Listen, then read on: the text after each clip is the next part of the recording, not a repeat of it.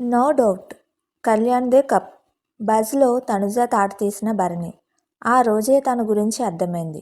భరణిని వరుసగా రెండోసారి big boss buzz interview చేశాడు శివాజీ.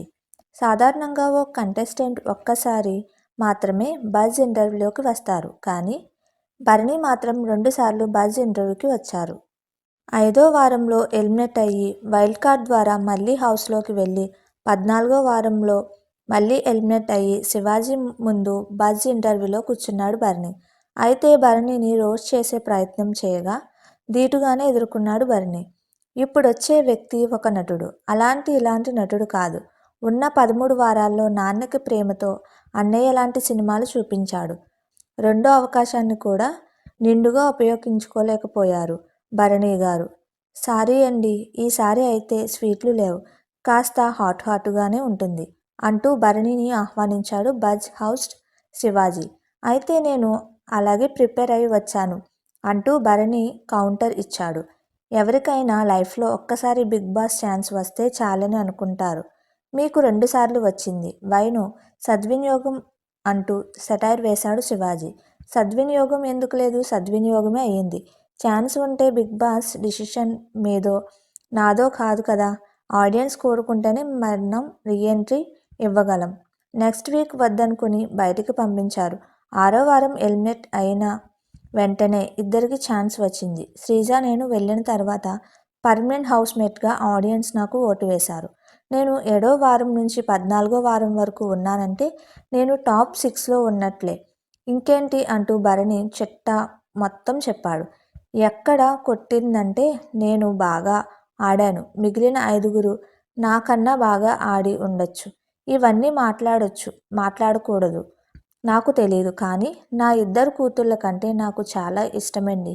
బయట ఊరు వెళ్తేనే మన కూతుర్లను మిస్ అవుతాం. అలాంటిది ఇక్కడ ఫోన్ కాంటాక్ట్ లేదు, ఏమీ లేదు అన్నప్పుడు ఖచ్చితంగా వాళ్ళని మిస్ అవుతున్నామనే ఫీలింగ్ ఉంటుంది. సడన్గా ఒక అమ్మాయి వచ్చి నిన్ను నాన్న అని పిలిచినప్పుడు నువ్వు నన్ను నాన్న అనుకు. నేను ఇక్కడికి గేమ్ ఆడటానికి వచ్చానమ్మా, నా గేమ్ నేను చూసుకుంటాను అనలేం. ఎందుకంటే గేమ్ ప్లేయర్స్. ఇవన్నీ తర్వాత. ముందు మనం మనుషులం. ఇప్పుడు 23 మంది వచ్చారు హౌస్లోకి. నేను 6వ వాడిగా బయటకు వచ్చాను. ప్లస్ రీఎంట్రీ ఇచ్చిన తర్వాత ఆ తర్వాత 9 మంది బయటకు వచ్చారు. సో నేను నా బెస్ట్ ట్రై చేశాను అని భరణి ఆన్సర్ ఇచ్చాడు.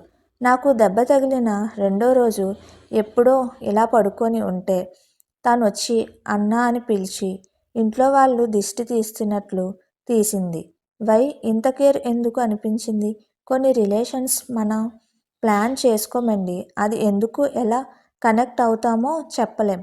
గేమ్ పరంగా తనకి నాకు ఇబ్బంది అవుతుంది అని నేను దూరం పెట్టాలని చూసినా, నేను అన్నాని పిలుస్తున్నా మీకేంటి ప్రాబ్లం, నాతో ఎందుకు మాట్లాడని కళ్ళమ్మట నీళ్లు పెట్టుకునేది. అలాంటి సమయంలో నాతో మాట్లాడొద్దు అని నేను అంటే అది మాస్క్ వేసుకున్నట్లు అవుతుంది. కంటెంట్ పరంగా బయటికి నా క్యారెక్టర్ ఎలా వెళ్ళిందో తెలియదు సార్. కానీ కంటెంట్ కోసం నేనైతే క్యారెక్టర్ మార్చుకోలేదు. బంధాలు లేకపోతే మనుషులు ఎలా అవుతాం సార్ అంటూ భరణి అన్నాడు. ముందు రోజు నాకు హెల్ప్ అవసరమైంది.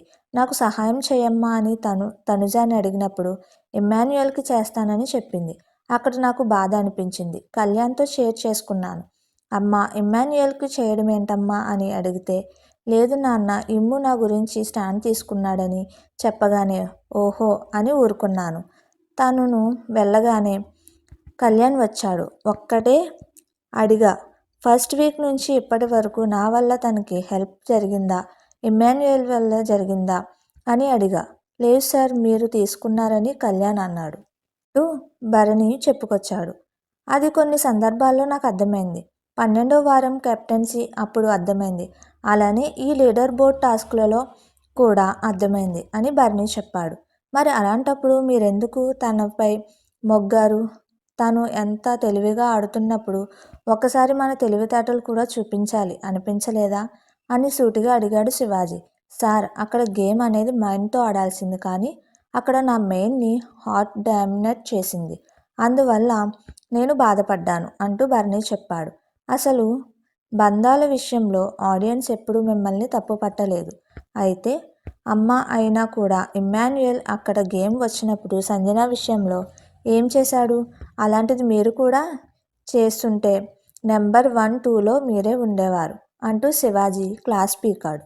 అలా ఏం నేను ఆలోచించలేదు. నిజానికి నామినేషన్ పాయింట్లు ఉంటేనే నేను నామినేట్ చేస్తాను. రీఎంట్రీ ఇచ్చిన తర్వాత కళ్యాణ్ పైన నాకు పెద్దగా పాయింట్లు కనిపించలేదు.